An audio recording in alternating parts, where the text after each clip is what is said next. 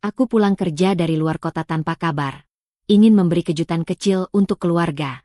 Namun yang menantiku bukan senyum suami dan tawa anakku, melainkan kabar bahwa putri kecilku berjuang sendirian di ruang ICU, sementara suamiku justru bersenang-senang dengan wanita lain di kapal pesiar. Malam itu, hidupku berubah selamanya. Selamat datang di Santi Story. Channel ini menyajikan cerita yang penuh makna, haru, dan pelajaran hidup. Setiap cerita yang kami angkat berasal dari pengalaman nyata, dikemas dengan narasi yang menyentuh hati. Sebelum masuk ke ceritanya, sahabat jangan lupa absen dulu ya. Sahabat dari mana saja? Untuk kamu yang belum subscribe, jangan lupa subscribe. Yang sudah subscribe semoga rezekinya mengalir. Yuk kita dengar ceritanya. Malam itu, udara dingin kota perantauan masih terasa menusuk tulang ketika kereta melaju membawa pulang seorang perempuan bernama Ratna. Ia baru saja menuntaskan tugas kerja panjang yang membuatnya harus meninggalkan rumah selama berminggu-minggu. Di dalam gerbong, lampu redup dan suara roda besi yang bergesekan dengan rel menemani hatinya yang penuh rasa rindu. Ratna duduk termenung sambil menatap keluar jendela, menyaksikan pemandangan gelap yang sesekali diterangi lampu jalan. Tangannya sibuk meraba ponsel di pangkuan. Beberapa kali ia ingin menekan tombol panggilan ke suami atau anak semata wayangnya, namun urung. Ada keinginan kuat untuk membuat kejutan. Dalam benaknya, ia membayangkan wajah kecil putrinya yang berlari menyambut, atau pelukan hangat suami yang sudah lama tak ia rasakan. Ia membayangkan bagaimana rasanya membuka pintu rumah tanpa pemberitahuan, lalu melihat ekspresi terkejut suaminya. Mungkin suaminya sedang duduk di ruang tamu menonton televisi, atau putrinya sedang belajar sambil menunggu kepulangannya. Mereka pasti senang, gumam Ratna sambil tersenyum kecil. Namun di balik senyum itu, ada bayangan rasa bersalah. Rasa yang tak pernah bisa ia enyahkan setiap kali harus pergi meninggalkan rumah. Ratna menarik napas panjang. Semoga mereka baik-baik saja, bisiknya lirih. Ia tak tahu kenapa, tapi malam itu hatinya terasa sedikit berat. Ada kekosongan yang aneh, seolah firasat buruk mencoba mengetuk. Namun, Ratna buru-buru menepis perasaan itu. Ia tak ingin merusak momen yang sudah lama ia nantikan. Kereta akhirnya sampai di stasiun. Ratna bergegas turun dengan koper kecil di tangannya. Malam semakin larut, udara dingin menusuk membuatnya mengeratkan jaket tipis yang ia kenakan. Ia memilih tak naik taksi, melainkan ojek online, karena ingin lebih cepat sampai rumah. Sepanjang perjalanan, matanya tak henti memandang jam di ponsel, seakan-akan jarum waktu berjalan terlalu lambat. Setiap detik semakin menambah debar di dada. Ratna membayangkan putrinya yang mungkin sudah terlelap, rambutnya yang hitam legam berserakan di bantal, napas kecilnya yang teratur. Ia bahkan sudah menyiapkan hadiah kecil di dalam koper, boneka beruang yang ia beli dari kota tempatnya bekerja. Anakku pasti senang sekali, ucapnya dalam hati, tak sabar menyalin senyum bahagia dari wajah mungil itu. Jalanan menuju rumah terasa lebih panjang dari biasanya. Lampu-lampu jalan yang redup menambah kesan sepi, hanya suara motor yang memecah keheningan malam.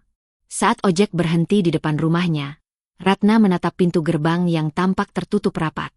Jantungnya berdegup lebih kencang. Ada haru, ada rindu, ada kerinduan yang hampir meneteskan air mata. Ia melangkah perlahan, menenteng koper, lalu berdiri di depan pintu. Ini dia saatnya, pikirnya. Tangannya sempat bergetar ketika menyentuh gagang pintu. Ia membayangkan wajah suaminya yang akan terkejut, atau putrinya yang mungkin terbangun karena mendengar suara pintu berderit. Ratna tersenyum kecil sambil menahan air mata rindu. Malam itu, ia merasa dirinya akan kembali utuh. Ia percaya, semua rasa lelah akan hilang begitu masuk ke dalam rumah. Namun, ia sama sekali tidak tahu bahwa momen kepulangan ini bukan awal dari kejutan indah yang ia bayangkan, melainkan awal dari sebuah cerita pahit yang kelak mengubah seluruh jalan hidupnya. Pintu rumah akhirnya terbuka dengan sedikit suara berderit. Ratna melangkah masuk dengan hati yang berdegup kencang, membayangkan wajah anaknya yang mungkin akan terbangun karena mendengar suara langkah kaki ibunya. Namun yang ia dapati hanyalah kesunyian yang begitu pekat. Ruang tamu tampak rapi, tidak ada tanda-tanda kehidupan.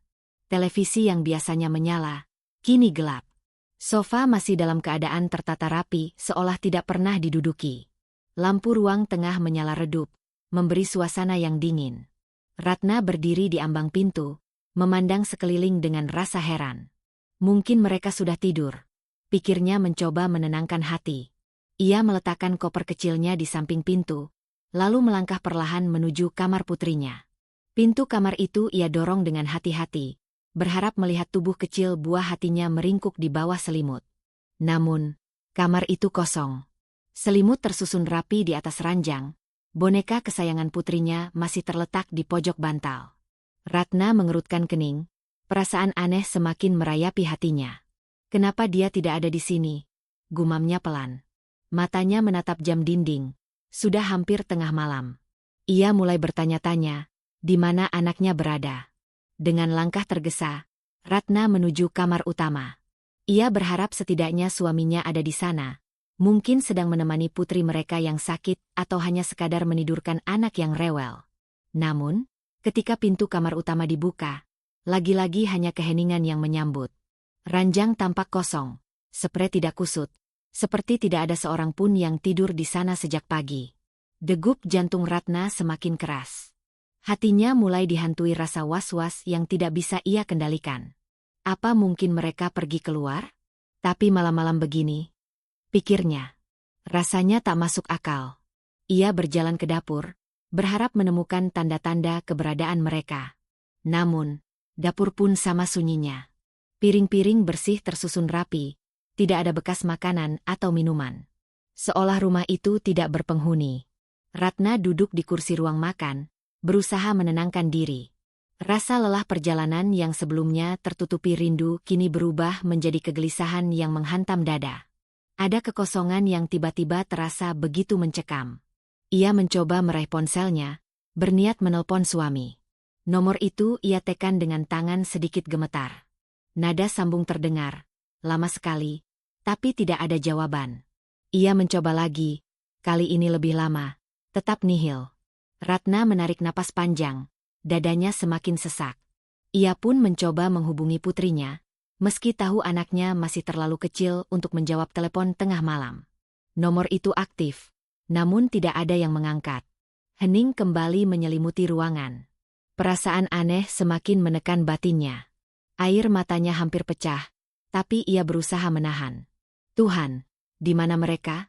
Ucapnya pelan, suaranya bergetar. Ia kembali bangkit, mondar-mandir di ruang tamu, matanya terus mencari sesuatu yang mungkin bisa menjawab teka-teki ini. Tatapannya jatuh pada sebuah jaket kecil milik putrinya yang masih tergantung di gantungan dekat pintu. Jaket itu biasanya selalu dipakai bila keluar rumah, apalagi malam hari. Rasanya mustahil sang anak keluar tanpa membawanya. Ratna menutup wajah dengan kedua tangannya, tubuhnya bergetar. Perasaan bersalah karena meninggalkan keluarga begitu lama kini bercampur dengan rasa takut yang sulit dijelaskan. Ia ingin sekali percaya bahwa semua baik-baik saja, bahwa suaminya hanya keluar sebentar, bahwa putrinya sedang bermain di rumah tetangga. Namun, ada sesuatu di hatinya yang mengatakan tidak demikian. Di tengah kesunyian itu, ponselnya bergetar. Ada panggilan masuk dari nomor yang tak ia kenal. Dengan tangan gemetar, ia mengangkatnya, dan suara dari seberang membuat darahnya seakan berhenti mengalir. Suara di seberang telepon terdengar tergesa, membuat tubuh Ratna seakan membeku di tempat. Ibu Ratna? Mohon maaf mengganggu malam-malam begini. Kami dari rumah sakit. Putri ibu sedang dirawat di ruang ICU. Keadaannya cukup kritis. Mohon segera datang. Kalimat itu menghantam telinga Ratna seperti petir di siang bolong. Tangannya gemetar hebat. Ponsel hampir terlepas dari genggaman. Dunia serasa berhenti berputar. Apa yang terjadi dengan anak saya? Tanyanya dengan suara bergetar, hampir tak keluar dari tenggorokan. Petugas di seberang menjawab dengan hati-hati. Beliau dibawa ke sini sore tadi dalam keadaan tidak sadar. Kami sudah berusaha menangani sebaik mungkin, tapi kondisinya masih belum stabil. Ibu sebaiknya segera ke sini agar bisa mendampingi. Ratna menutup mulut dengan tangan, menahan jeritan yang ingin pecah dari dadanya. Air mata jatuh begitu saja, membasahi pipinya. Ia menunduk, napasnya tersengal, seakan seluruh udara di dalam rumah itu menghilang. Perasaan rindu yang tadi menemaninya dalam perjalanan kini lenyap, berganti menjadi ketakutan yang menusuk jantung. Dengan tergesa, ia meraih kunci rumah, menenteng kembali koper yang tadi ia biarkan di depan pintu, dan berlari keluar. Jalanan malam yang sepi terasa panjang. Setiap langkah berat seperti menginjak lumpur. Ia memesan ojek online dengan tangan bergetar. Hampir salah menekan alamat rumah sakit. Di atas motor, Ratna tak mampu menahan tangis. Angin malam menampar wajahnya, tapi dingin itu kalah oleh panasnya air mata. Bayangan putrinya, tubuh mungil yang biasanya memanggil, "Bunda," dengan suara lembut, kini terbaring lemah dikelilingi alat-alat medis. Perasaan bersalah menghantamnya bertubi-tubi. Seandainya aku tidak pergi, seandainya aku ada di sisinya, pikirnya, tenggorokannya tercekat. Setiap detik perjalanan terasa seperti siksaan. Jalanan sepi, lampu-lampu kota berkelebat, tapi matanya kabur oleh air mata. Ia terus memeluk erat tas kecil yang ia bawa, seolah di dalam tas itu ada harapan terakhir untuk anaknya. Sesampainya di rumah sakit, Ratna berlari menembus pintu masuk tanpa memedulikan orang-orang yang menoleh ke arahnya. Napasnya tersengal, keringat bercampur dengan air mata. Ia segera menuju bagian informasi, menyebut nama putrinya dengan suara terbata. Petugas segera mengarahkan ke ruang ICU. Langkah Ratna semakin berat ketika mendekati pintu ruang itu. Dari balik kaca bening, ia melihat tubuh kecil putrinya terbaring dengan selang oksigen menutupi hidung, infus menancap di tangan mungilnya, dan monitor jantung yang berbunyi teratur namun tegang. Ratna menutup mulutnya, tangannya menempel di kaca, tubuhnya bergetar hebat. Air matanya tumpah tanpa bisa ditahan. Hatinya seakan tercabik. "Nak, maafkan Bunda," bisiknya lirih, suaranya tenggelam oleh tangis. Seorang dokter menghampiri, menyampaikan kondisi putrinya. Penyakitnya kambuh tiba-tiba, dan saat itu tidak ada anggota keluarga yang mendampingi. Ratna semakin lemas mendengar penjelasan itu. Bayangan rumah kosong yang ia temui tadi terasa semakin mencekik. Di mana ayahnya saat itu? Tanyanya dalam hati, getir menusuk dadanya. Ratna duduk di kursi tunggu, wajahnya pucat, pandangannya kosong ke arah pintu ICU. Di dadanya, doa tak berhenti ia panjatkan, memohon keajaiban agar Tuhan memberi kesempatan bagi putrinya untuk bertahan. Malam itu, rumah sakit bukan hanya menjadi tempat Ratna menanti kabar, tapi juga menjadi titik awal dari luka yang akan mengubah seluruh hidupnya. Ratna berdiri di depan pintu ruang ICU dengan tubuh gemetar.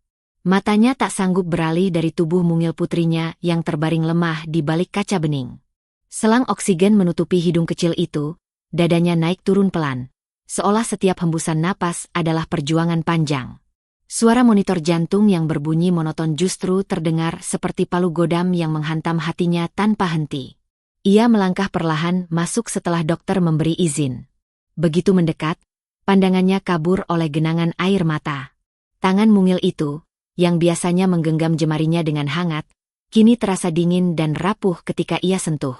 Ratna berlutut di samping ranjang, membiarkan tangisnya pecah. "Bunda di sini, Nak, bertahanlah. Jangan tinggalkan Bunda, tolong." Suaranya lirih, patah-patah, nyaris tak terdengar. Ingatan-ingatan berkelebat. Wajah putrinya yang tersenyum ceria, suara rengekannya saat minta dibelikan es krim, pelukan hangat sebelum tidur. Semua terasa begitu nyata, dan kini, semua itu seakan direbut dalam sekejap. Rasa bersalah membakar dada Ratna. Ia merasa telah gagal sebagai ibu. Bagaimana mungkin ia tidak berada di samping putrinya saat gadis kecil itu jatuh sakit? Bagaimana mungkin ia sibuk bekerja di kota lain sementara anaknya sendirian berjuang melawan sakit? Dokter mendekat, berbicara dengan tenang namun tegas. "Kondisinya masih kritis. Kami sudah berikan tindakan terbaik. Sekarang tinggal menunggu respons tubuhnya. Dukungan doa dari keluarga sangat penting. Anak sekecil ini bisa merasakan kehadiran orang yang dicintainya." Ratna mengangguk dengan air mata masih bercucuran. Ia memeluk tubuh kecil itu dengan hati-hati, takut menyakiti, tapi tak sanggup melepaskan. "Nak, dengarkan Bunda. Kau kuat, kan? Kau selalu bilang ingin menunggu Bunda pulang kerja supaya bisa cerita banyak hal. Sekarang Bunda sudah pulang. Jangan pergi, Nak. Kita belum sempat bercerita." Suaranya pecah, penuh kesedihan. Jam terus bergerak, Tapi waktu terasa beku. Di luar ruangan, langkah kaki perawat sesekali terdengar. Tapi di telinga Ratna hanya ada suara detak mesin yang mengawal kehidupan putrinya. Ia duduk di kursi samping ranjang, tak bergeming, matanya tak lepas dari wajah pucat buah hatinya. Dalam benaknya, ia bertanya-tanya kemana suaminya. Kenapa tidak ada di sini? Bukankah seharusnya malam ini mereka menunggu bersama, saling menguatkan demi anak yang sedang berjuang hidup? Ponselnya sudah berkali-kali ia coba hubungi, tetap tak ada jawaban. Rasa curiga yang tadi ia tahan kini semakin menguat. Namun, saat ini yang paling penting baginya hanyalah satu, menjaga putrinya agar bertahan. Ratna merapatkan kedua tangannya, berdoa dengan segenap jiwa. Ya Tuhan, jangan ambil anakku. Jika ada yang harus kau ambil, ambil nyawaku saja. Biarkan dia hidup, biarkan dia merasakan dunia ini lebih lama. Tangisnya pecah semakin keras, tapi ia cepat menutup mulut agar tidak mengganggu pasien lain. Matanya memerah, suaranya serak, tubuhnya lemah. Namun, semangatnya untuk menemani anak itu tidak surut sedikitpun. Malam yang panjang itu ia jalani dengan doa, tangisan, dan rasa bersalah yang terus menghantui, tanpa tahu bahwa badai yang lebih besar sedang menantinya. Ruang icu malam itu dipenuhi cahaya putih pucat dari lampu neon, memberi suasana dingin yang menusuk hingga ke tulang. Ratna masih duduk di kursi samping ranjang putrinya. Tubuhnya lelah namun matanya enggan terpejam. Setiap kali ia menunduk, wajah mungil anaknya yang pucat itu membuatnya semakin sulit bernapas. Ia mengelus rambut hitam lembut yang tergerai di bantal. Nak, kau pasti bisa melewati ini. Bunda di sini, bisiknya lirih. Namun, batinnya terus memberontak. Perasaan kosong semakin menghimpit ketika ia menyadari bahwa dirinya satu-satunya yang mendampingi. Seharusnya malam yang berat ini ia lalui bersama sang suami. Seharusnya ada pelukan, ada kata-kata penguat, ada bahu tempat ia bersandar.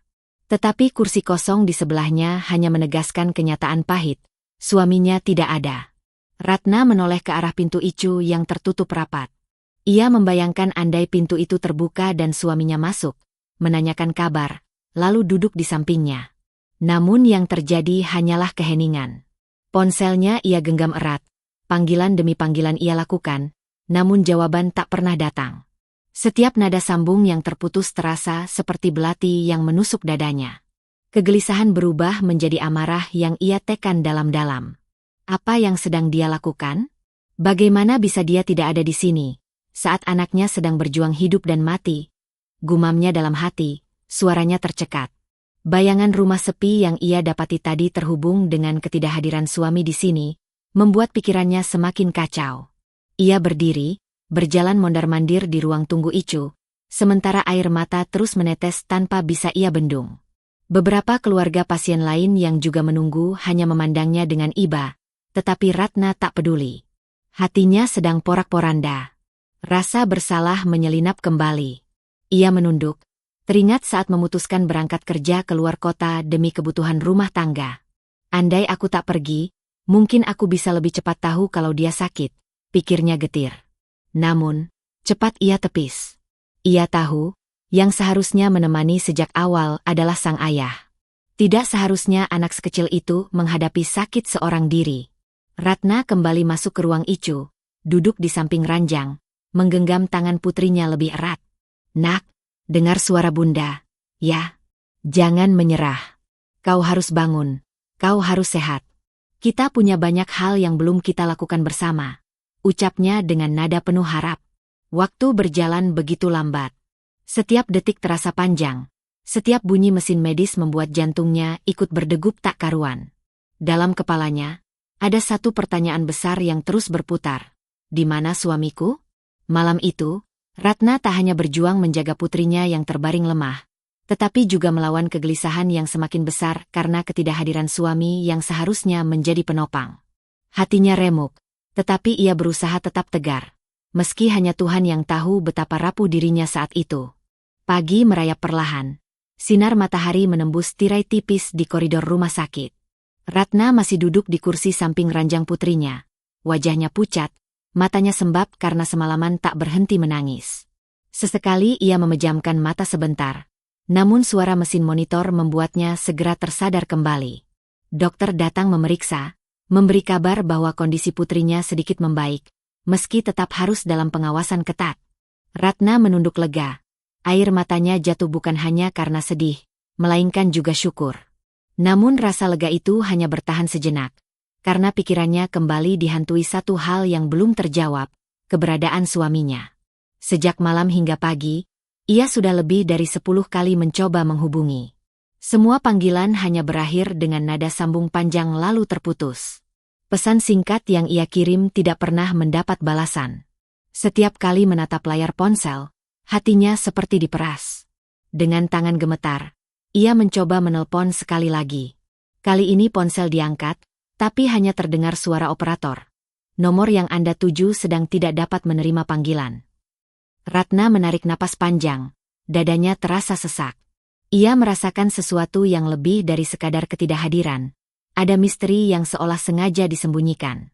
Rasa marah perlahan menguasai dirinya. Apa mungkin dia sedang sibuk bekerja? Tidak mungkin. Pekerjaan apa yang lebih penting dari anaknya sendiri yang terbaring di ICU? Pikirnya. Hatinya mulai menolak mencari alasan untuk membenarkan. Ratna berdiri, melangkah ke ruang tunggu, dan mencoba menghubungi salah satu teman dekat suaminya. Dengan suara terbata ia bertanya, berharap mendapat kabar. Namun jawaban yang ia dengar justru membuat tubuhnya lemas. Temannya mengatakan tidak melihat suaminya sejak 2 hari terakhir. Bahkan, beberapa kolega juga tidak tahu keberadaannya. Ratna menutup telepon dengan tangan bergetar. Perasaan hampa semakin besar, seolah ada lubang gelap yang menelan seluruh ketenangan hatinya. Ia berjalan kembali ke depan ICU, menatap putrinya dari balik kaca, lalu berbisik pada diri sendiri. Di mana kau sekarang? Saat kami sangat membutuhkanmu, kau hilang entah kemana. Malam sebelumnya, ia masih berusaha menekan curiga. Tetapi pagi ini, kecurigaan itu tumbuh menjadi rasa getir yang tak bisa ia elakkan. Ia merasa ada sesuatu yang salah, sesuatu yang suaminya sembunyikan. Meski hatinya penuh amarah, Ratna memilih diam. Ia sadar, tenaganya tak boleh habis untuk mencari suami, karena ada kehidupan kecil yang jauh lebih membutuhkan dirinya di balik pintu ICU itu. Ia duduk kembali, meremas jemari tangannya sendiri, mencoba menguatkan diri. Namun di lubuk hatinya yang terdalam, ia tahu, ketiadaan suami di saat genting ini bukanlah kebetulan. Ada sesuatu yang kelak akan terbongkar, sesuatu yang akan membuat luka ini semakin dalam. Sore itu, suasana rumah sakit makin ramai. Ratna masih duduk di kursi tunggu dengan tubuh lunglai, sementara pikirannya dipenuhi tanda tanya. Setelah semalaman bergulat dengan rasa cemas, kini ia tak hanya harus menghadapi kondisi anaknya yang kritis, tapi juga kenyataan pahit bahwa suaminya tak kunjung muncul. Seorang perawat menghampirinya dengan wajah ramah, memberi kabar bahwa kondisi putrinya sedikit stabil, meski tetap belum boleh dijenguk terlalu lama. Ratna berusaha tersenyum, tapi senyum itu kaku, seperti dipaksakan. Begitu perawat pergi, air matanya kembali menetes. Ia merasa sendirian, meski ruangan itu dipenuhi orang. Ratna menatap ponselnya yang berkali-kali ia genggam, membuka aplikasi pesan, lalu menulis kalimat pendek. Di mana kamu? Anakmu butuh kamu. Namun sebelum ia tekan tombol kirim, hatinya bergetar. Sudah terlalu sering ia mengirim pesan serupa dan semuanya tak pernah berbalas. Dengan napas berat, ia menghapus kalimat itu. Tiba-tiba, suara notifikasi terdengar. Jantungnya berdegup kencang, berharap itu pesan dari suaminya. Namun ternyata bukan. Pesan itu dari seorang sahabat lama yang dulu tinggal dekat rumah mereka. Isinya sederhana. Mbak, aku tadi lihat Mas Raka di sebuah kafe, sama seorang perempuan. Aku takut salah lihat, tapi sepertinya itu dia. Mata Ratna membesar, tubuhnya kaku. Pesan itu seperti pisau yang menusuk langsung ke dadanya. Ia membaca ulang berulang kali, berharap ada kesalahan. Tapi sahabatnya itu bukan tipe orang yang suka bergosip. Ratna merasa kepalanya berat. Tangannya gemetar, ponsel hampir terlepas. Ia mencoba bernapas dalam, namun justru semakin sesak. Ada keinginan untuk segera pergi, mengejar, memastikan dengan mata kepala sendiri. Namun begitu menoleh ke ruang ICU, ia teringat putrinya. Pergi berarti meninggalkan anaknya sendirian dalam kondisi genting. Air matanya jatuh semakin deras. Bagaimana bisa dia memilih bersama perempuan lain, sementara anaknya berjuang melawan maut? Gumamnya pelan, nyaris tanpa suara. Ratna tidak langsung membalas pesan sahabatnya. Ia hanya duduk terpaku, mencoba menyusun kekuatan. Di satu sisi, ia diliputi amarah dan kekecewaan. Di sisi lain, ia merasa harus menahan diri. Ia tidak ingin mengambil keputusan gegabah hanya berdasarkan kabar singkat. Tapi perasaan di hatinya berkata, ini bukan sekadar kabar. Ada sesuatu yang nyata sedang terjadi di belakangnya. Malam menjelang, Ratna masih duduk di kursi tunggu, wajahnya semakin letih. Suara azan maghrib menggema dari masjid kecil dekat rumah sakit, membuatnya menunduk. Ia berdoa dalam hati, agar diberikan kekuatan untuk menghadapi apapun yang akan terbongkar nanti. Meski hatinya remuk, Ratna mulai menyadari bahwa ketidakhadiran suaminya bukanlah kebetulan, melainkan pertanda besar akan pecahnya kenyataan pahit yang selama ini mungkin berusaha ia tolak. Ia tidak tahu kapan kebenaran itu akan terungkap, tapi satu hal yang ia yakini, malam itu hanyalah permulaan dari luka yang lebih dalam. Hening malam di rumah sakit terasa menekan dada Ratna. Kursi tunggu yang ia duduki sudah seperti bagian dari tubuhnya. Terlalu lama ia terpaku di sana. Suara mesin monitor jantung putrinya yang terdengar dari balik pintu kaca icu, seperti dentuman waktu yang terus mengingatkan bahwa kehidupan bisa berubah dalam sekejap. Ponselnya kembali bergetar. Kali ini bukan pesan, melainkan notifikasi transfer yang masuk ke rekening pribadinya. Uang yang biasanya ditransfer Raka untuk kebutuhan rumah tangga. Nominalnya tidak besar, bahkan jauh lebih kecil dari biasanya. Sekilas, seolah hanya rutinitas bulanan. Namun, ada sesuatu yang janggal. Ratna membuka aplikasi mobile banking, matanya menelusuri riwayat transaksi. Jantungnya berdegup lebih cepat. Ia menemukan transfer berulang ke sebuah rekening asing, jumlahnya besar dan konsisten, tercatat hampir setiap minggu selama 2 bulan terakhir. Apa ini? Bisiknya, bibirnya bergetar. Ada rasa curiga yang makin kuat menghantam pikirannya. Transaksi itu jelas bukan untuk kebutuhan rumah. Ia tahu setiap pengeluaran, bahkan yang terkecil sekalipun. Ratna menatap layar ponsel, lalu menggenggam erat seolah benda itu bisa memberinya jawaban. Tubuhnya gemetar, matanya panas, antara marah, kecewa, dan tidak percaya. Sebuah pikiran terlintas, mungkin benar kabar dari sahabatnya. Raka memang bersama perempuan lain. Sementara itu, suara perawat memanggil nama Ratna membuatnya tersadar. Ibu, sebentar ya, boleh masuk untuk lihat kondisi putrinya. Ratna berdiri dengan kaki gemetar. Melangkah masuk ke ruangan itu, melihat anak kecilnya yang terbujur lemah dengan selang dan jarum di tubuh mungilnya, hatinya hancur tak terbendung. Ia menggenggam tangan putrinya yang dingin, lalu berbisik lirih. Nak, Mama di sini. Bertahanlah, jangan tinggalkan Mama sendirian. Air matanya jatuh di punggung tangan anak itu, namun si kecil tetap tak bergerak. Seketika amarah Ratna berubah menjadi kesedihan mendalam. Ia merasa terhimpit di antara dua kenyataan, suaminya yang mungkin mengkhianati, dan anaknya yang sedang berperang dengan maut. Beban itu terlalu berat, tapi ia tahu ia harus tetap berdiri. Saat keluar dari ruang icu, Ratna kembali menatap ponselnya. Jemarinya mengetik pesan singkat. Kamu di mana? Anakmu di icu. Kali ini ia mengirim tanpa ragu. Namun pesan itu centang satu, tidak terkirim. Ia mencoba menelepon, suara operator menjawab, nomor yang Anda tuju sedang tidak dapat dihubungi. Dalam hati Ratna, amarah semakin membara. Ia tahu, cepat atau lambat, kebenaran akan menampar wajahnya tanpa ampun. Malam itu, ia bersumpah pada dirinya sendiri. Apapun yang disembunyikan Raka, ia akan menemukan jawabannya. Pagi itu, Ratna baru saja selesai menunaikan salat subuh di mushola kecil rumah sakit. Matanya sembab, kepalanya berat, tapi tubuhnya dipaksa untuk tetap tegak. Ia kembali ke kursi tunggu, merapatkan jaket tipis yang ia bawa dari luar kota. Suhu ruang terasa semakin menusuk tulang, atau mungkin karena hatinya yang kian kosong. Ponselnya bergetar pelan. Sebuah pesan masuk dari sahabat yang semalam sempat mengabarinya. Tangan Ratna gemetar saat membuka. Ada foto yang dikirim. Potret Raka duduk di dek kapal pesiar, mengenakan kemeja putih, wajahnya tersenyum lepas. Di sampingnya, seorang perempuan muda bersandar mesra di lengannya. Rambut panjangnya tergerai, kacamata hitam bertengger di kepalanya. Ratna menatap layar itu lama sekali. Dadanya terasa dihantam palu besar. Nafasnya memburu, perutnya mual, hampir tak sanggup menahan sakit yang tiba-tiba menyerang seluruh tubuhnya.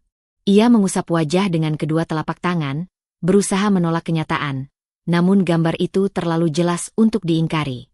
Itu suaminya. Itu Raka. Air mata mengalir tanpa bisa dibendung. Ya Allah, di saat anakmu hampir meregang nyawa, kau masih punya hati untuk tersenyum dengan perempuan lain. Suaranya tercekat, terputus di tenggorokan. Ratna ingin berteriak, ingin marah, tapi yang keluar hanya tangis lirih yang ia tahan-tahan agar tak terdengar orang lain. Tangisan yang seperti merobek bagian terdalam hatinya. Pikirannya berkelindan antara amarah dan luka. Ia teringat kembali hari-hari ketika mereka membangun rumah tangga bersama. Malam-malam penuh janji, kata-kata manis, dan keyakinan bahwa keluarga ini akan utuh selamanya. Kini semua itu terasa seperti kebohongan besar. Sambil menahan tangis, Ratna membuka aplikasi mobile banking lagi. Tangannya cepat menelusuri menu. Ia menatap saldo yang tersisa, lalu daftar transfer mencurigakan yang semalam ia temukan. Tanpa berpikir panjang, ia memutuskan untuk memblokir kartu ATM Raka.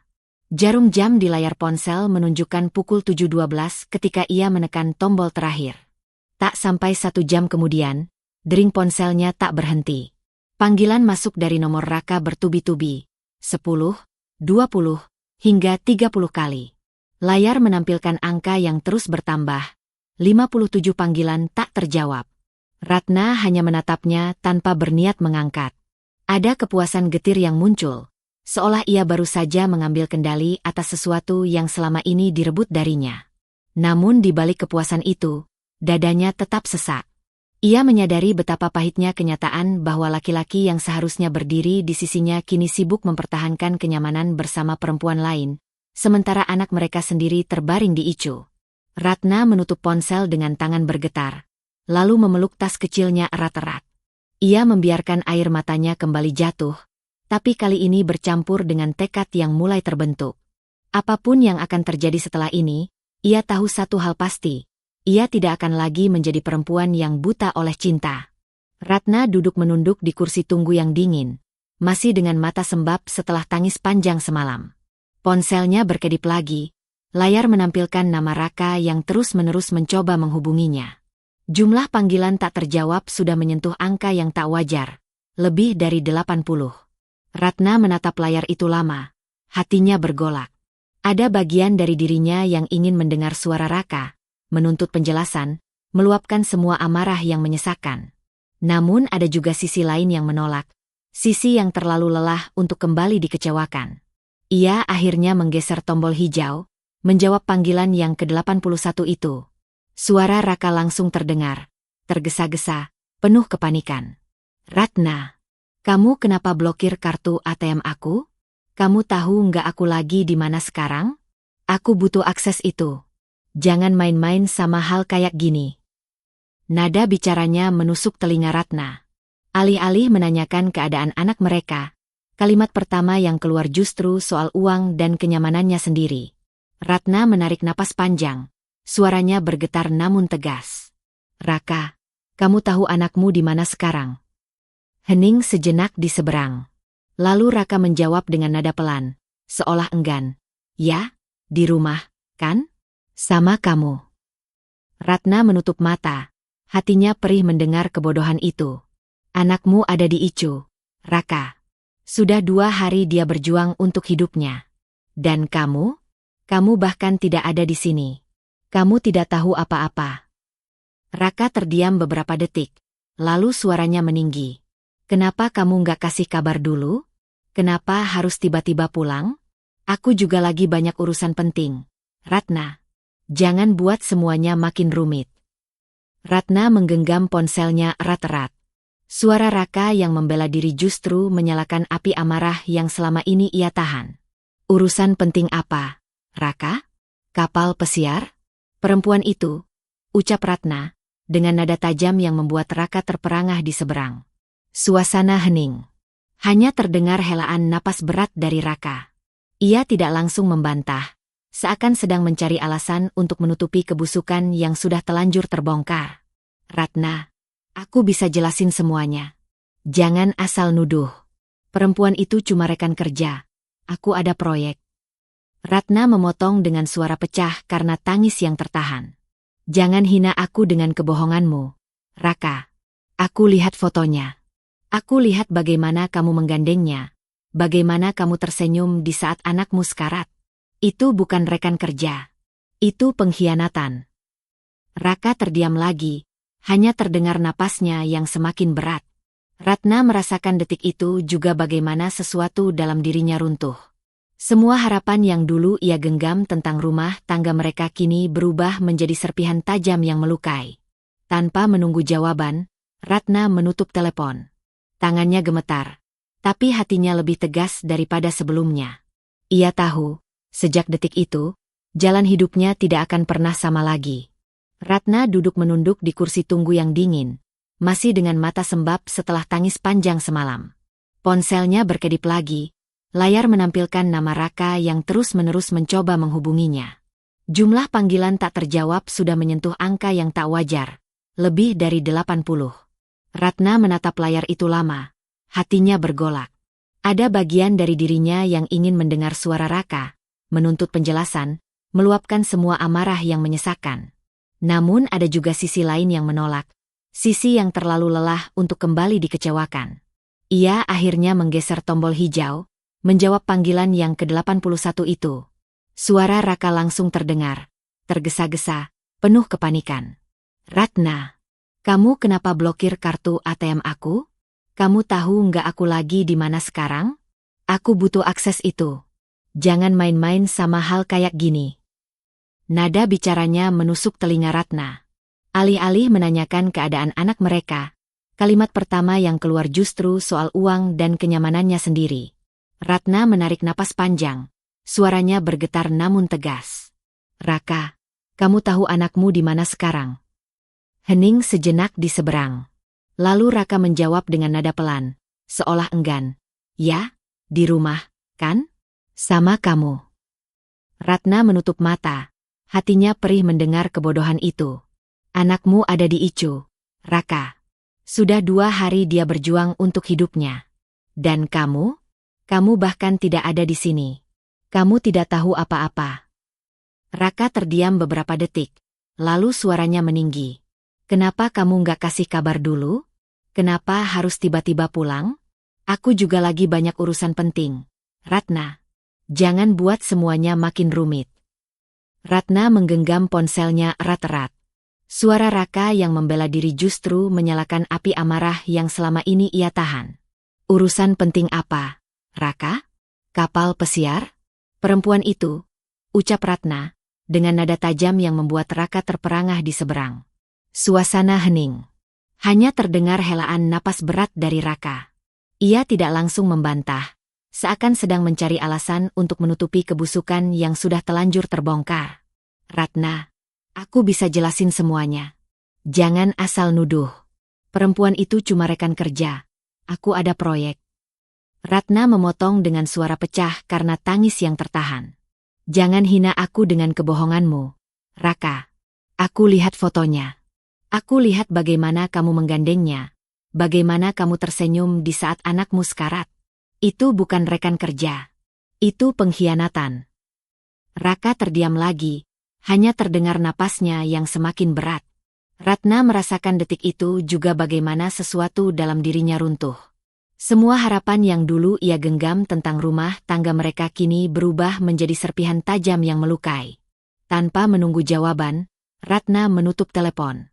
Tangannya gemetar, tapi hatinya lebih tegas daripada sebelumnya. Ia tahu, sejak detik itu, jalan hidupnya tidak akan pernah sama lagi. Udara malam itu semakin menusuk. Lampu-lampu lorong rumah sakit berpendar redup. Bayangan orang yang lalu lalang terlihat samar di dinding. Ratna berdiri di depan Raka, tubuhnya bergetar antara marah dan lelah. Wajahnya basah oleh air mata yang tak bisa ia sembunyikan. Raka berusaha meraih tangannya, namun Ratna menepis dengan kasar. "Jangan sentuh aku," ucapnya dengan suara parau. "Kamu sudah kehilangan hak itu sejak memilih meninggalkan anakmu." Raka terdiam. Ia melirik kanan-kiri, menyadari beberapa orang pasien dan keluarga pasien mulai memperhatikan. Dengan suara ditekan, ia berkata, "Aku salah, Ratna, aku hilaf. Tapi jangan bawa masalah pribadi kita ke sini. Kita bisa bicarakan di rumah." Ratna menggeleng cepat, matanya menatap penuh luka. "Rumah? Rumah mana, Raka? Rumah yang kamu isi dengan kebohongan? Rumah yang kamu tinggalkan untuk perempuan itu? Jangan hina aku dengan kata rumah. Yang kamu sebut rumah sekarang bukan lagi tempat kita, tapi kapal pesiar itu, restoran mahal itu, kamar hotel yang kau bagi dengan dia." Kalimat itu meluncur deras, membuat Raka pucat. Tangannya mengepal di pangkuan, wajahnya tegang. "Kamu dengar dari siapa semua itu? Jangan percaya gosip." Ratna mendekat, suaranya bergetar penuh emosi. "Aku tidak butuh gosip. Aku lihat dengan mata kepala sendiri, Raka. Foto-foto itu, catatan transfermu, semua cukup jelas. Uang yang harusnya untuk anakmu, kau alihkan pada perempuan lain. Apalagi yang perlu aku buktikan?" Raka terdiam, wajahnya kaku, lalu mencoba mengalihkan pandangan. Namun Ratna tidak berhenti. Tangannya menunjuk pintu kaca ruang Icu. "Lihat ke sana. Anakmu terbaring di ranjang, dengan selang di tubuhnya. Dia berjuang hidup mati, Raka. Dia butuh ayahnya. Tapi ayah macam apa kamu? Di saat putrimu meregang nyawa, kamu justru sibuk tersenyum dengan wanita lain." Suara Ratna meninggi, pecah bersama tangisnya. Beberapa perawat mendekat, mencoba menenangkan, meminta agar mereka lebih pelan. Ratna mengusap wajahnya dengan kasar, namun tetap menatap Raka dengan sorot mata yang penuh kekecewaan. Raka terdiam lama, lalu akhirnya berkata lirih, Aku nggak bermaksud sejauh itu." Ratna menggeleng, menahan getir. "Semua sudah terjadi, Raka. Kau memilih jalanmu. Dan aku juga akan memilih jalanku. Bedanya, aku memilih tetap di sini. Menjaga anak kita. Karena bagaimanapun aku adalah ibunya, aku tidak akan meninggalkannya." Ucapan itu membuat suasana semakin berat. Raka ingin membalas, ingin memberi alasan, tapi bibirnya keluh. Ia hanya menunduk, sementara Ratna menoleh ke arah ruang Icu lagi, seolah ingin menunjukkan siapa yang sebenarnya paling membutuhkan mereka. Di dalam dadanya, Ratna tahu, jarak antara dirinya dan Raka semakin lebar. Malam itu bukan sekadar pertengkaran biasa. Itu adalah titik retak yang sulit diperbaiki. Suasana rumah sakit yang semula tenang mendadak berubah mencekam. Lampu indikator di luar ruang Icu berkedip, diikuti suara alarm mesin yang meraung panjang. Perawat-perawat bergegas masuk. Dokter menyusul dengan langkah cepat. Ratna yang baru saja duduk tersentak, tubuhnya kaku. Lalu ia berdiri dengan lutut gemetar. "Ada apa dengan anak saya?" Ratna berteriak panik, tapi tak seorang pun menjawab. Pintu kaca sudah tertutup rapat, memperlihatkan bayangan orang-orang berbaju putih yang bergerak cepat di dalam. Tubuh mungil putrinya tampak semakin dikelilingi selang dan kabel. Dadanya naik turun tak beraturan. Ratna memukul-mukul kaca dengan air mata bercucuran. "Nak, bertahan. Nak, Mama di sini. Jangan pergi, sayang." Suaranya parau, menggema di lorong yang mendadak sunyi. Raka, yang sejak tadi duduk dengan wajah muram, berdiri kaku di belakangnya. Wajahnya pucat, tangannya gemetar. Tapi tak ada kata-kata yang keluar. Ia hanya mematung, menatap adegan yang tak pernah ia bayangkan. Ratna menoleh sekilas, melihat Raka berdiri tanpa bergerak. "Lihat anakmu, Raka. Itu darah dagingmu. Kalau kau masih punya hati, berdoalah untuknya. Jangan diam saja." Ratna menjerit dengan suara penuh amarah bercampur putus asa. Raka akhirnya menunduk, tangannya menutupi wajah. Tapi bagi Ratna, itu bukanlah bentuk doa, melainkan rasa bersalah yang terlambat. Detik-detik berlalu terasa seperti jam. Ratna merasakan tubuhnya hampir roboh, lututnya melemah, tapi ia memaksa tetap berdiri. Dalam hatinya ia berdoa tanpa henti, menyebut nama anaknya berulang kali, memohon agar Tuhan memberinya kesempatan. Beberapa menit kemudian, alarm mesin perlahan berhenti. Pintu terbuka. Seorang dokter keluar dengan wajah serius. "Ibu Ratna," ucapnya singkat, "kondisi putri ibu sempat drop, tapi sekarang kami berhasil menstabilkannya kembali. Namun, masa kritis masih berlangsung. Mohon tetap kuat." Ratna terisak, tubuhnya nyaris jatuh. Ia berpegangan pada dinding, lalu menangis tersedu-sedu. Ada rasa lega karena putrinya masih bertahan, tapi juga ketakutan yang semakin besar karena nyawa itu masih berada di ujung tanduk. Raka melangkah pelan, hendak menyentuh bahu Ratna. Namun Ratna menepis dengan tegas, menatapnya dengan mata merah yang menyala oleh amarah. "Jangan pura-pura peduli sekarang, Raka. Kamu tidak pantas. Anak kita masih hidup karena kuasa Tuhan, bukan karena kehadiranmu. Kau bahkan tidak ada saat dia pertama kali dilarikan ke sini. Ingat itu." Raka terdiam, bibirnya bergetar. Namun tak ada pembelaan yang sanggup ia ucapkan. Ratna kemudian duduk kembali. Wajahnya tertunduk, kedua tangannya menutupi wajahnya yang penuh air mata. Malam itu, di tengah rasa syukur dan rasa sakit yang bercampur jadi satu, ia menyadari sesuatu yang tak terbantahkan. Bahwa dirinya hanya bisa bergantung pada doa, pada kekuatan hatinya, dan pada cintanya yang tak tergoyahkan untuk sang buah hati. Sedangkan Raka? Semakin jelas di mata Ratna, ia hanyalah bayangan kosong yang tak lagi layak menempati ruang di hidup mereka. Malam itu, lorong rumah sakit terasa dingin dan sunyi. Ratna duduk di kursi panjang yang keras, matanya menatap kosong ke arah ruang icu tempat putrinya berjuang melawan maut. Sesekali, ia mengusap wajah yang basah oleh air mata, lalu merapatkan jaket tipisnya yang tak sanggup menghalau dingin. Di dalam ruang kaca itu, tubuh mungil putrinya tampak begitu rapuh dengan selang infus yang menusuk tangan kecilnya. Ratna ingin sekali masuk, memeluk, membisikkan doa langsung di telinga anaknya, tapi ia hanya bisa menunggu. Menunggu sambil dihantui bayangan kehilangan. Sementara itu, Raka berdiri beberapa meter dari Ratna, bersandar pada dinding dengan kepala tertunduk. Sejak insiden siang tadi, ketika Ratna meluapkan amarahnya, ia belum berani mendekat. Kata-kata Ratna masih bergema di telinganya, menyayat hati yang selama ini ia abaikan. Akhirnya, Raka memberanikan diri melangkah pelan. "Ratna." Suaranya lirih, hampir tak terdengar. Ratna menoleh sekilas, sorot matanya tajam namun penuh luka. "Apa lagi yang mau kamu katakan? Bukankah sudah cukup kamu buat aku dan anak ini tersiksa?" Raka menarik napas panjang, lalu duduk di kursi kosong di sebelahnya.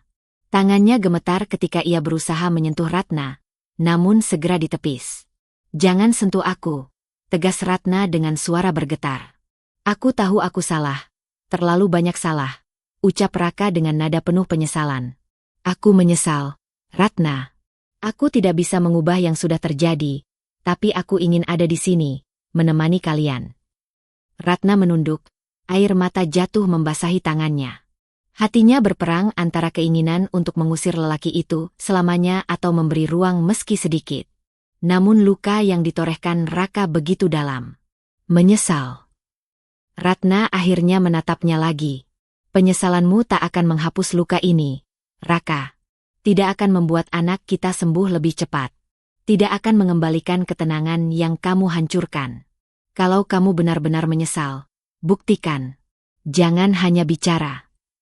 Raka terdiam, wajahnya pucat. Kata-kata Ratna menamparnya lebih keras daripada teriakan apapun. Ia menunduk, menahan air mata yang hampir jatuh. Beberapa jam berlalu dalam hening. Ratna tetap setia menunggu di kursi keras itu. Tubuhnya semakin letih, tapi ia tak bergeser. Raka hanya bisa memperhatikan dari samping, menyadari betapa kuatnya seorang Ratna yang ia sia-siakan. Menjelang subuh, pintu ruang icu terbuka. Seorang perawat keluar, menghampiri Ratna dengan senyum tipis. "Ibu, kondisi putri ibu stabil sepanjang malam. Ibu boleh masuk sebentar, tapi bergantian ya." Mata Ratna berbinar, meski sembab. Ia segera berdiri, melangkah cepat masuk ke dalam. Hatinya bergetar saat melihat anaknya membuka mata sedikit, menatapnya lemah. "Sayang, Mama di sini," bisiknya, menahan tangis. Ia menggenggam tangan mungil itu erat, takut melepaskan. Di balik kaca, Raka menyaksikan pemandangan itu. Ada sesak yang menghantam dadanya. Selama ini ia buta, tak pernah benar-benar menyadari betapa besar pengorbanan Ratna. Ia sadar, sekalipun ia berlutut memohon ampun, luka itu mungkin tak akan pernah hilang. Namun untuk pertama kalinya, ia tak lagi memikirkan dirinya sendiri. Ia hanya berharap, meski sekecil harapan, Tuhan masih memberinya kesempatan untuk memperbaiki semuanya. Pagi itu, cahaya matahari masuk melalui celah jendela rumah sakit, menyinari wajah Ratna yang masih duduk di sisi ranjang putrinya. Rambutnya yang terurai berantakan, mata sembab akibat kurang tidur, tapi genggaman tangannya pada jemari kecil putrinya tak pernah lepas. Ia baru saja melewati malam yang panjang, penuh doa dan ketakutan. Putrinya masih lemah, tapi pagi ini kondisinya sedikit membaik. Bibir mungilnya sempat mengucapkan satu kata lirih, "Mama." Meski hanya suara pelan, Ratna merasa seperti mendapatkan kekuatan baru. Air matanya menetes, tapi kali ini bukan hanya karena sedih, melainkan juga rasa syukur. Di luar ruangan, Raka duduk sendirian di kursi panjang. Pikirannya berkecamuk. Ia melihat Ratna begitu kuat, tak beranjak sedetik pun dari sisi anak mereka. Sementara dirinya merasa seperti penonton yang tak berguna. Penyesalan kembali menghantamnya. Selama ini ia lebih sibuk mengejar kenyamanan diri sendiri, padahal Ratna yang berjuang tanpa lelah. Saat perawat keluar dari ruangan, Raka mencoba memberanikan diri masuk. Ia mengetuk pelan pintu dan melangkah mendekat. Ratna menoleh, wajahnya dingin namun lelah. "Kamu mau apa?" Suaranya datar. Raka menunduk. "Aku hanya ingin melihatnya. Dan kalau kamu mengizinkan, aku ingin menjaga dia juga. Walau sebentar." Ratna menatapnya lama, seakan menimbang apakah ia layak diberi kesempatan. Akhirnya ia berdiri, berjalan keluar ruangan tanpa sepatah kata, meninggalkan Raka sendirian di sisi ranjang putrinya. Raka mendekat, duduk pelan di kursi tempat Ratna biasa menunggu. Ia menatap wajah anaknya yang pucat, lalu menggenggam tangan mungil itu dengan hati-hati. "Ayah di sini, Nak. Maafkan ayah," bisiknya, suaranya bergetar. Tak disangka, kelopak mata kecil itu bergerak, membuka sedikit. Meski lemah, anaknya menatap Raka, dan sebutir air mata jatuh dari sudut matanya. Pemandangan itu menghantam Raka lebih keras daripada 1000 kata Ratna. Dadanya sesak, hatinya hancur. Untuk pertama kalinya, ia merasa benar-benar takut kehilangan, bukan hanya anaknya, tapi juga keluarganya. Di luar, Ratna berdiri bersandar di dinding, mencoba mengatur napas. Ia mendengar suaranya Raka dari balik pintu, terdengar tulus, tapi hatinya masih diliputi luka yang begitu dalam. Ia tahu, penyesalan bisa membuat seseorang berubah, tapi juga bisa hanya bertahan sebentar. Ratna tak mau lagi terjebak dalam janji yang sama. Namun, ia juga tak bisa menutup mata melihat kenyataan. Anaknya masih membutuhkan ayahnya. Bagaimanapun, ia tak bisa sepenuhnya menghapus Raka dari hidup mereka. Pikiran itu membuat Ratna semakin bimbang. Antara menjaga hatinya sendiri, atau memberi sedikit ruang demi anaknya. Ketika malam menjelang, Ratna kembali masuk ke ruangan. Ia melihat Raka masih duduk di sana, tak beranjak, meski wajahnya terlihat letih. Ratna menarik kursi lain, duduk agak jauh. Hening menyelimuti mereka, hanya suara alat medis yang terdengar. Raka memecah keheningan, suaranya rendah. "Aku tidak pantas meminta apa-apa darimu, Ratna. Aku hanya ingin satu hal. Biarkan aku ada di sini, menjaga kalian. Aku tahu kamu mungkin tidak akan pernah memaafkanku, tapi setidaknya izinkan aku menebus kesalahan ini, meski sedikit." Ratna menatap ke arah jendela, matanya berair. Ia tak memberi jawaban, tapi juga tidak mengusir Raka. Dalam diam, itulah bentuk keputusan kecil yang ia berikan malam itu. Sementara itu, di hatinya, Ratna tahu satu hal. Jalan di depan mereka masih panjang, penuh luka yang belum sembuh. Dan ia harus bersiap, entah untuk mempertahankan keluarga ini, atau perlahan melepaskannya. Malam itu rumah sakit terasa sepi. Lorong-lorongnya hanya diterangi lampu redup. Ratna duduk di kursi dengan tubuh lelah, Sementara matanya tak lepas dari sosok putrinya yang mulai menunjukkan tanda-tanda pemulihan. Alat bantu pernapasan masih terpasang, tetapi wajah mungil itu tak lagi sesuram kemarin. Sesekali kelopak matanya bergerak, bibirnya bergetar, seakan berusaha memanggil ibunya. Ratna mendekat, menggenggam tangan kecil itu. "Mama di sini, sayang, jangan takut, Mama nggak akan kemana-mana," ucapnya lirih sambil mencium punggung tangan putrinya. Air matanya jatuh lagi, kali ini bukan semata karena sedih, melainkan campuran rasa haru dan syukur. Raka berdiri agak jauh, bersandar di dekat pintu. Wajahnya lelah, matanya sembab karena menahan tangis sejak sore. Ada banyak kata yang ingin ia ucapkan, namun semuanya tertahan di kerongkongan. Keheningan di antara mereka membuat suasana makin berat. Beberapa jam kemudian, dokter masuk memeriksa kondisi sang anak. "Ada kemajuan," katanya sambil menulis catatan medis. "Jika stabil, mungkin 2-3 hari lagi kita bisa pindahkan ke ruang perawatan biasa. Ibu, tolong tetap tenang dan jaga energi. Anak ibu butuh kekuatan ibu." Ratna mengangguk, mengucap terima kasih lirih. Begitu dokter keluar, Ratna kembali duduk. Dalam hatinya ia sadar, anaknya berjuang bukan hanya melawan sakit, tetapi juga menyerap energi dari setiap doa yang ia panjatkan. Raka akhirnya memberanikan diri mendekat. Suaranya pelan, hampir bergetar.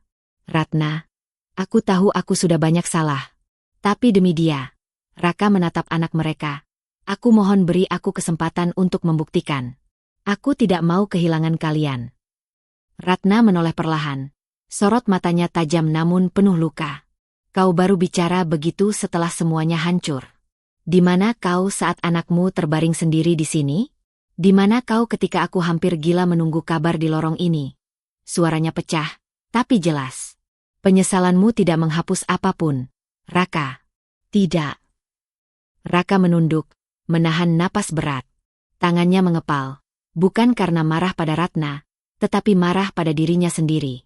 Ratna kembali menunduk, menatap putrinya. "Aku hanya ingin dia sembuh. Itu saja.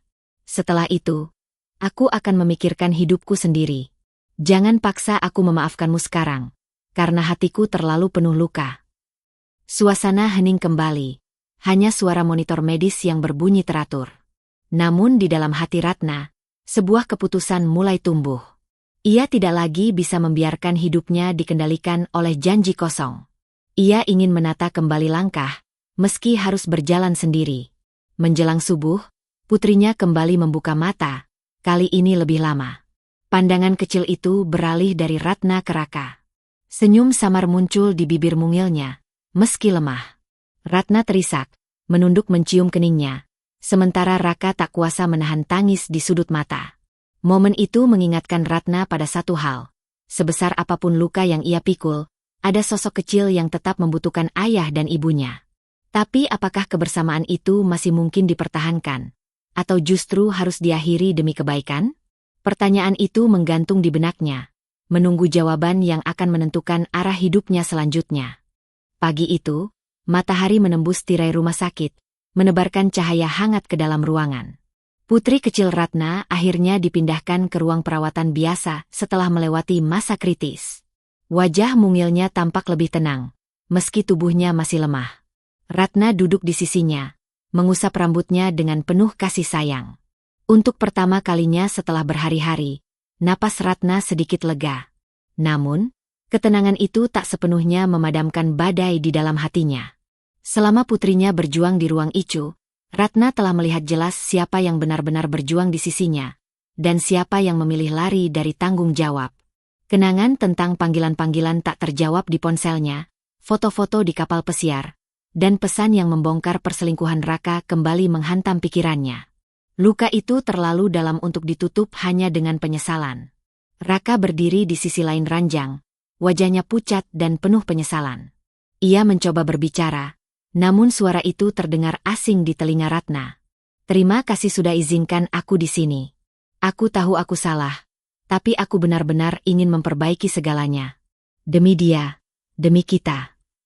Ratna menoleh, matanya basah namun tegas. "Kita?" katanya lirih, tapi syarat ketegasan. "Kamu sudah menghancurkan itu. Raka. Aku tidak bisa lagi berpura-pura seolah semua baik-baik saja. Selama ini aku berjuang sendirian, menahan rindu, lelah bekerja, sementara kamu menikmati dunia dengan orang lain. Kamu bahkan tidak ada ketika anakmu hampir kehilangan nyawanya. Raka tercekat, tak mampu membantah. Aku menyesal, ucapnya pelan, hampir seperti bisikan. Ratna menghela napas panjang, lalu menunduk menatap putrinya. Penyesalanmu tidak cukup untuk menghapus air mata anak ini. Tidak cukup untuk menghapus rasa sakit yang kamu tinggalkan di hati ini. Sejenak hening, hanya terdengar detak jam dinding dan suara napas lemah putri mereka. Ratna meraih ponselnya, membuka aplikasi perbankan, lalu dengan tangan gemetar menekan tombol pemblokiran pada kartu ATM Raka yang masih tersisa. Sesaat kemudian, ponselnya bergetar bertubi-tubi, puluhan panggilan masuk dari nomor Raka, semua tak terjawab. Ratna menatap layar itu dengan mata berkaca-kaca, lalu mematikan suara ponselnya. Aku sudah cukup, Raka. Suaranya terdengar mantap meski lirih. Mulai hari ini, aku tidak ingin lagi menjadi istri dari lelaki yang tak tahu arti keluarga. Aku akan mengurus anakku sendiri, dengan atau tanpa kamu. Raka terdiam, wajahnya menegang, lalu jatuh tertunduk. Ia sadar, tak ada lagi ruang untuknya di hati Ratna. Ratna bangkit dari kursinya, berdiri tegak meski tubuhnya lelah. Ia menatap Raka terakhir kali, bukan dengan kebencian, tapi dengan luka yang sudah membentuk keteguhan. Aku tidak akan pernah melarangmu jadi ayah untuk anakmu. Tapi untukku, semuanya sudah berakhir. Air mata menetes di pipi Ratna, tapi langkahnya mantap. Ia duduk kembali di sisi putrinya, menggenggam jemarinya yang kecil, seolah menegaskan bahwa hanya hubungan itu yang layak ia pertahankan, ikatan seorang ibu dengan anaknya. Malam harinya, ketika lorong rumah sakit kembali sepi, Ratna menatap wajah putrinya yang tertidur damai. Dalam doa yang lirih, ia berbisik, "Mama janji akan kuat demi kamu, Nak. Kita akan mulai hidup baru, tanpa air mata karena ayahmu. Kita akan bertahan, berdua."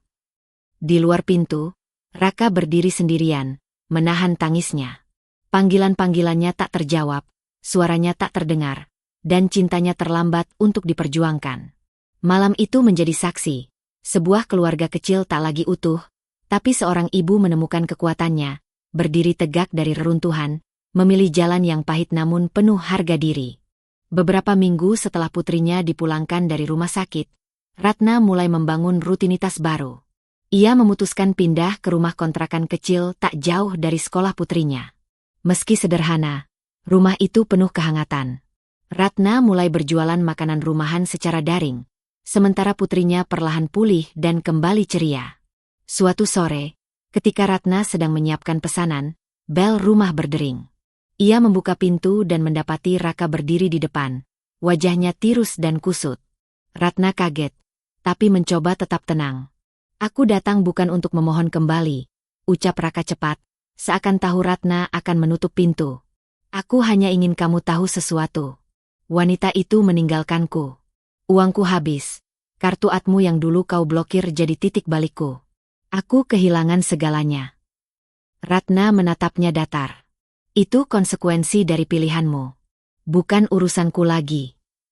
Namun sebelum Raka sempat menjawab, putri kecil mereka muncul di belakang Ratna. "Ayah," suaranya lirih. Mata kecil itu menatap penuh rindu. Ratna tercekat. Ia menoleh pada putrinya, hatinya bergetar. Bagaimanapun, anaknya tetap membutuhkan sosok ayah. Raka berlutut, memeluk anaknya sambil menangis terseduh. "Maafkan ayah, Nak. Ayah sudah salah besar." Tangisnya pecah, tubuhnya bergetar, dan air matanya membasahi rambut anaknya. Ratna menatap adegan itu dengan hati yang campur aduk. Ada luka, ada amarah, tapi juga ada perasaan getir yang sulit dijelaskan. Ia tahu, peran ayah tetap penting, meski suaminya sudah tak layak lagi sebagai pasangan. Ratna menarik napas panjang, lalu berkata tegas, "Raka, dengarkan aku baik-baik. Kamu boleh jadi ayah untuk anakmu, datang kapanpun ia butuh. Tapi untukku, tidak akan pernah ada kata kembali. Aku sudah melepaskanmu." Wajah Raka berubah pucat, namun ia hanya mengangguk. Ia sadar, Kalimat itu adalah pintu yang benar-benar tertutup untuk selamanya. Malamnya, setelah Raka pergi, Ratna duduk di sisi ranjang anaknya yang sudah tertidur. Ia memandangi wajah kecil itu lama sekali. Air mata mengalir. Tapi kali ini bukan karena sedih. Ia merasa ringan, karena sudah mengambil keputusan yang paling sulit dalam hidupnya. Melepaskan sesuatu yang pernah ia cintai, demi melindungi sesuatu yang lebih berharga. Ratna menatap langit-langit kamar dan berbisik. Kadang, kehilangan justru cara Tuhan menyelamatkan kita. Aku kehilangan suami yang berkhianat, tapi aku mendapat kekuatan untuk berdiri sendiri. Aku kehilangan keluarga yang utuh, tapi aku belajar arti cinta sejati dari anakku. Inilah hidup. Tidak selalu seperti yang kita impikan, tapi selalu memberi jalan untuk kita bertahan. Malam itu Ratna tersenyum dalam tangisnya. Ia tahu, perjalanan masih panjang, tapi kini ia sudah siap melangkah, bukan sebagai istri yang terluka, melainkan sebagai ibu yang kuat, yang menemukan kembali dirinya di tengah badai.